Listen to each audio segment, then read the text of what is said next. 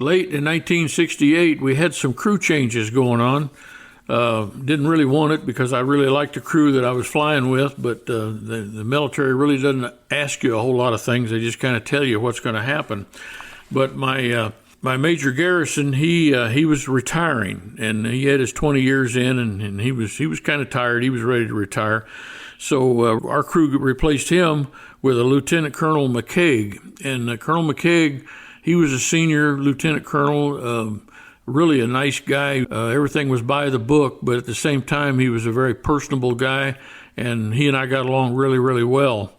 We also lost Andy Lebowski. He went off to another assignment, I think B-52s, and we got Major Ken McLaren. He was my navigator the rest of the time that I was in SAC, and he was a practical jokester, and he was all the time pulling jokes on people and doing things which kind of livened up the alert facility, which could be really boring a lot of the time. And the best change, and I like Sergeant Reed, but we lost him, and he went somewhere else, and we ended up with a Senior Master Sergeant, Sgt Izzo. He remind me a whole lot of my dad, and he took me under his wing, just like my dad would, and showed me the ropes and showed me the do's and the don'ts. And one of my favorite things that he and I used to do whenever we would land somewhere is he'd take me over to the NCO club, because we could get shit on a shingle, SOS, and it couldn't get that at the officers club.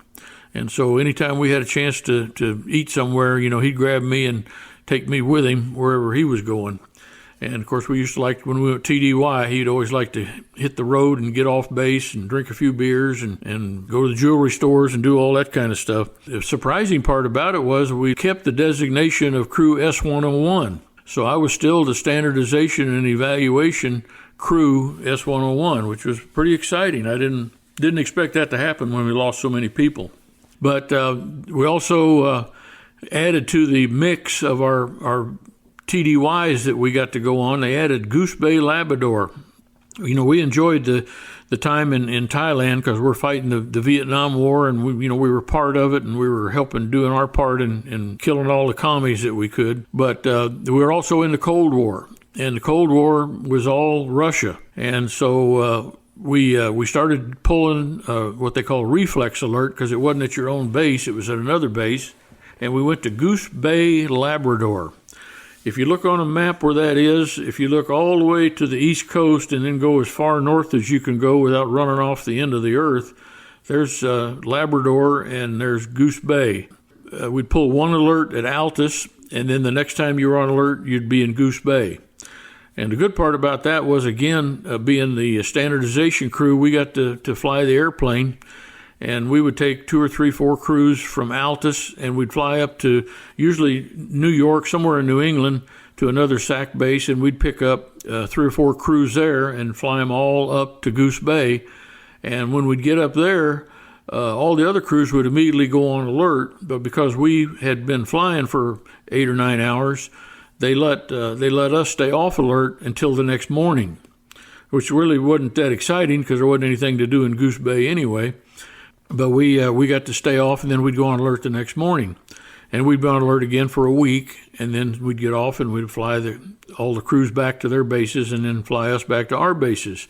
And one of the remarks they made to some of the single guys, which I wasn't single at that time, is they said, "You single guys are going to love it up at Goose Bay." He said, "There's a girl behind every tree." And the first time we got up there, we realized what they meant. There weren't no trees. So that took a little wind out of the sails of the single guys, but didn't make any difference to us. We were just doing the same thing we always do. But it was so cold up there. Golly, you can't imagine the wind coming across the north from the North Pole, and the snow. We got about 250 inches of snow every year.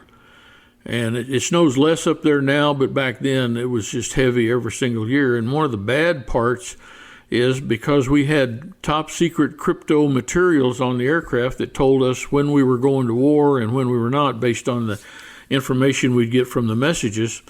You had to have 2 crew members on the aircraft at one time. You could have no non-crew members any time on that aircraft. So they had a rule, and it was a good rule, that anytime there was an accumulation of 2.5 inches of snow on the wings of your aircraft, the crew had to get up on the aircraft wings and shovel it off with these big rubber-tipped snow shovels. Well, being the youngest guy on the crew, I naturally was on one wing, and my boom operator, who was the only enlisted guy, he was on the other wing. The pilot and the navigator would be on the ground in front of the wing, and they'd tie a rope around their waist. Then they'd throw the rope up to us, and we'd tie it around our waist.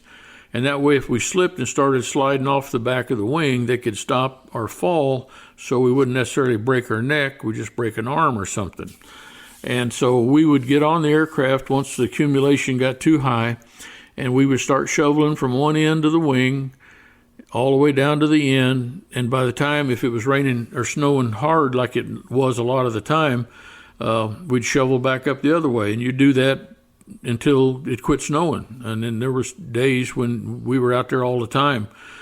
Plenty of exercise. And of course, we had our parkas and all our heavy equipment on. So, it really wasn't actually cold, but it was just back-breaking work. Well, the good news was, come summer of '69, we got another TDY to go to Thailand. And so again, we were, the new crew and we were all excited to get to do that. And so same routine, we took off out of Altus with a replacement engine for the 707, the J57 engine, and about 30 mechanics and crew members and all their tools and bags and everything. And off we went to California, and then Hawaii, and then Okinawa, and then Guam, and then on in to Thailand at Utapao. And so we got over there, and the same routine was going on. The only difference was that all of the F-105s had been replaced with F-4s. The F-4 was supposed to have been a better piece of equipment, could carry more armament, more weight, and was supposedly more maneuverable. And so they switched all of them out. But the same routine went on. We get 4 flights of 4. As soon as we get all of them filled up and off to North Vietnam, then they'd be the first ones coming back, and so we'd refuel all of them, and then so we were happy about that. We were getting again a little over 100 hours a month of flying time, and good quality time. Every once in a while we'd get really disappointed because only 3 of the 4 that we sent off to North Vietnam came back, and that was you could tell on the voices of the crewmen on the fighters how upset they were about it, and we were just as upset as they were. We did have one instance, and this was earlier when we were refueling 105s, where one of them came back. It wasn't our aircraft, it was one of the other aircraft that was over there at Utapao. But they came back from North Vietnam and had a huge hole in the wing right where one of the fuel tanks are. And if the guy was losing fuel, he just barely made it back to the tanker. And the tanker hooked up on him and drug him all the way back to his base in Thailand, pumping fuel into him directly and partially dragging him with the boom. And they let him off on final, and he landed and didn't have to eject out of the aircraft, and the crew was okay. That was, there was a few, like I say, exciting things like that, but a lot of routine, but it was a busy time. But we loved it. And about the only time the military ever made me mad was next thing that happened to me, and that's when Johnson decided we were going to quit bombing the North to give them a chance to rebuild and fight better. And so they sent us home early. We were supposed to have been over there for like 6 months, and we were only over there for 3 months. And so then they sent us back to Altus. It was just suddenly stopped one day. We didn't have any notice or anything. So we flew back to Altus and resumed our normal duties of alert and flying a few hours. But like I said, I was disappointed we didn't get to stay longer and get to finish off the communists that were attacking us all the time.